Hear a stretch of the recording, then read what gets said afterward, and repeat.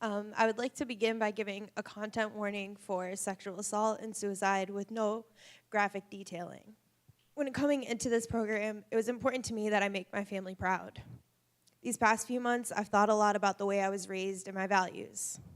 My mother raised my brothers and I for not to wait for someone to care, but to be the person who cares.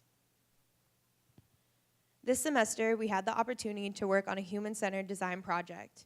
We were asked to pick 3 topics that we were passionate about. On my first card, I wrote ending sexual assault. On my second card, I wrote ending sexual assault. And on my third card, I wrote ending sexual assault. I wanted to get the point across.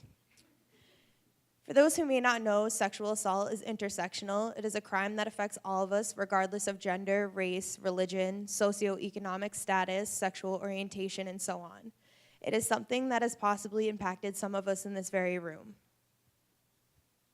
This project was a chance for me to begin doing the work that I plan to do for the rest of my life.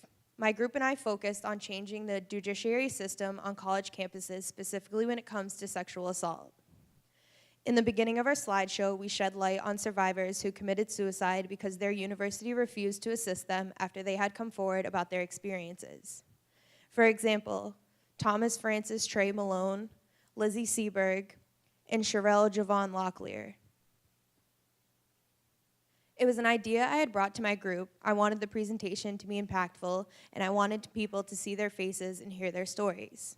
I don't want them to be forgotten. People should know that they're survivors no more or less than those who didn't take their own life.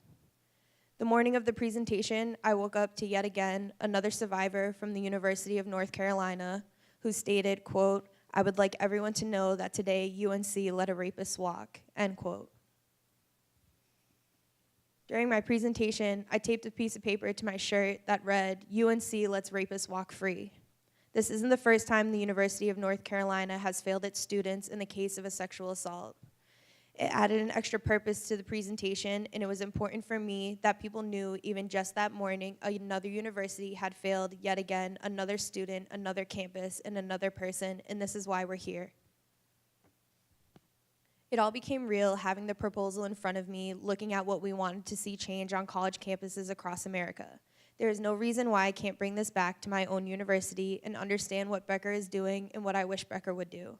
My Title IX coordinator and campus police are accessible, and I can talk to them. I can do this, and I can do this now. I don't have to wait to graduate to become a member of the communities that I want to work for.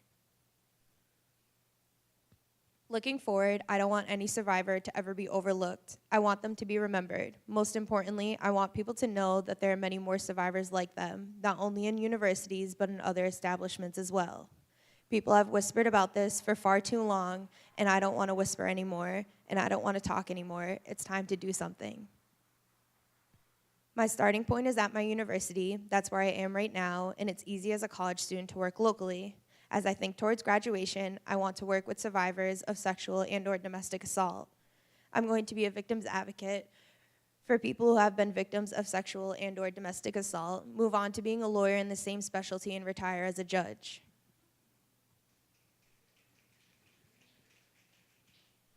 Doing the Human-Centered Design Project was another step forward in this journey. I hope that by hearing my story, you are all empowered to be the person who cares in your own life and stop waiting for someone else to do it. Thank you.